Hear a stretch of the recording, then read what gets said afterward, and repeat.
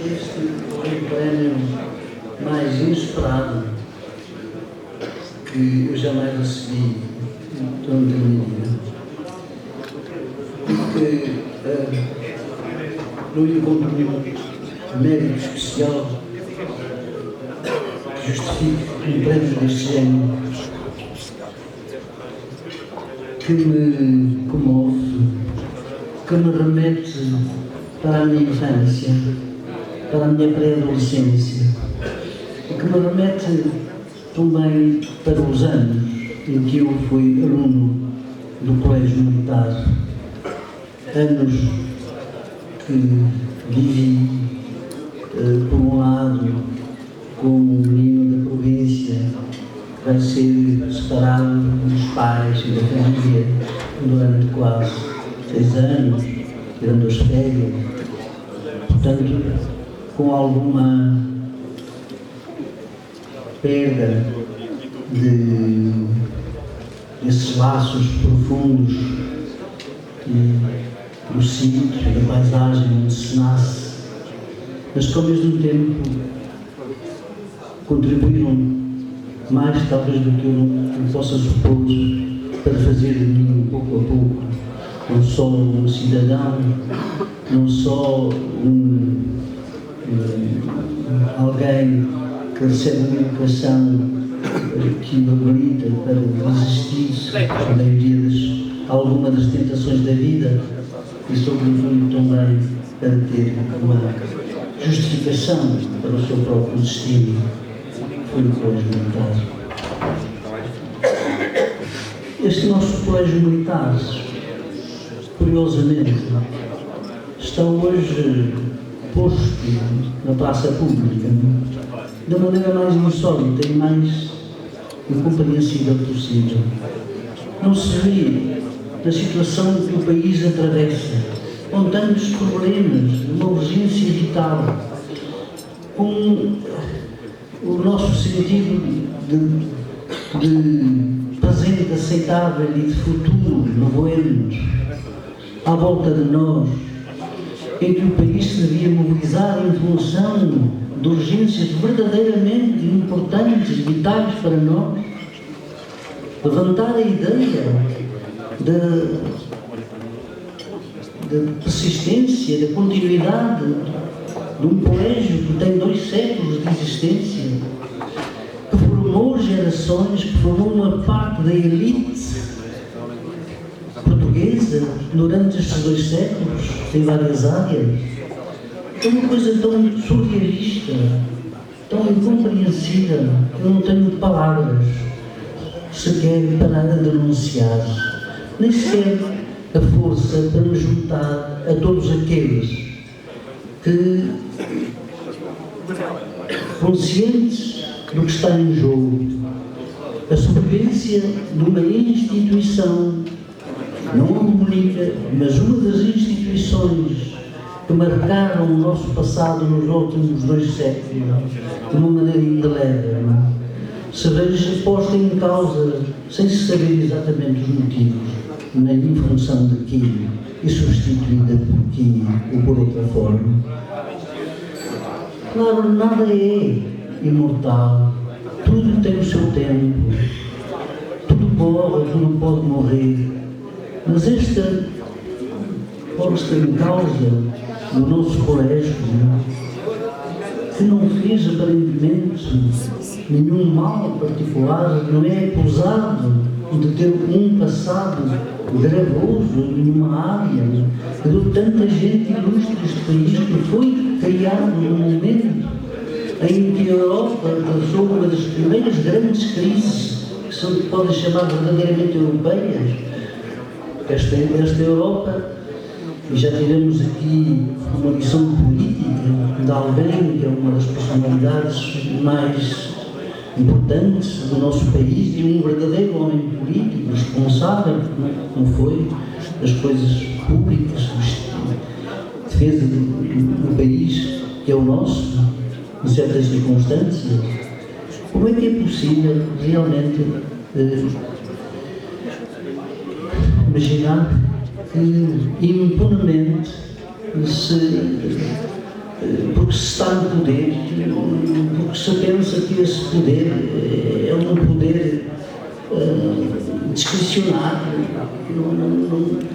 não tem que justificar as suas atitudes, não tem que ser julgado na praça pública, se comete essa espécie de atentado, não é? Qualquer coisa que efetivamente é importante, não por ser o colégio militar, seria uma defesa realmente de um estatuto privado, particular, mas porque é, de facto, o símbolo de qualquer coisa que justificou o nascimento do colégio militar, a sua persistência e ainda a sua atualidade. Este país nasceu por um ato voluntário, como pensava Oliveira Martins. Esse ato voluntário traduziu-se na capacidade de um pequeno povo, num certo momento da história, aqui no ocidente da Europa, ter pretendido ter uma autonomia, uma vontade própria, um território, um projeto. E esse projeto foi encarnado de maneiras diversas, sempre por uma força legitimada institucionalmente, ou pelos ritos sociais da época, pelos ritos guerreiros, mas sobretudo pela sua finalidade: conservar, defender o nosso território, essa pequena pátria que se construiu lentamente, que não nos caiu do céu, que é filha de outros conquistadores, etc. E isso, o colégio militar é um colégio que, num certo momento da nossa história acidentada, mas menos do que outras, na Europa, precisou de constituir, formar um exército, como os exércitos que naquela altura estavam dominando já o território europeu no seu conjunto. O colégio militar é o viveiro de um mini colégio e de um mini exército, em que o exército verdadeiro assentará as suas bases com que ele conta, uma aprendizagem particular e sobretudo com uma identidade particular, e estar ao serviço radicalmente deste país frágil, que precisa realmente que o defendam, porque se não o defendem, ele desaparece na voragem e no confronto com os outros. Portanto, o colégio militar, não é um elitismo particular de uma classe, até porque eu, pelo menos, encontrei no colégio militar para ter a maior das virtudes.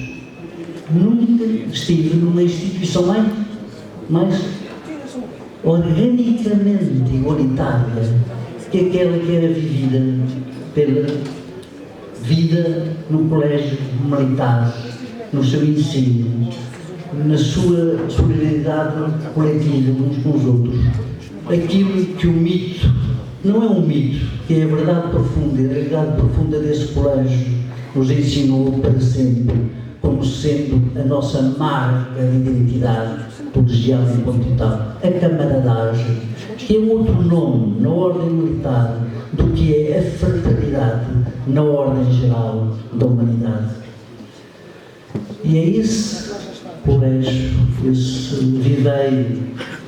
dessa aprendizagem da vida numa certa perspectiva, que é a perspectiva de uma defesa de um país, das suas tradições, daquilo que é identidade, etc., sendo realmente ameaçada. Nem eu quero crer, e por isso mesmo não tomei muito a sério essa espécie de provocação insólita que é feita a nós próprios através de uma veleidade de ordem institucional. Espero que seja apenas passageiro. Desejo ao colégio militar que saiba defender-se, embora não precise. O seu passado testemunha por ele. As pessoas que aqui estão saberão ser a muralha não do aço, como se dizia nos tempos revolucionários, mas a muralha do bom senso, a muralha da sensibilidade, da dignidade e da nossa memória enquanto instituição coletiva. É isto que eu desejo para o meu colégio, a quem devo tudo e que não me deve nada, e que ainda por cima me dá um prémio. Eu nem sequer fui graduado.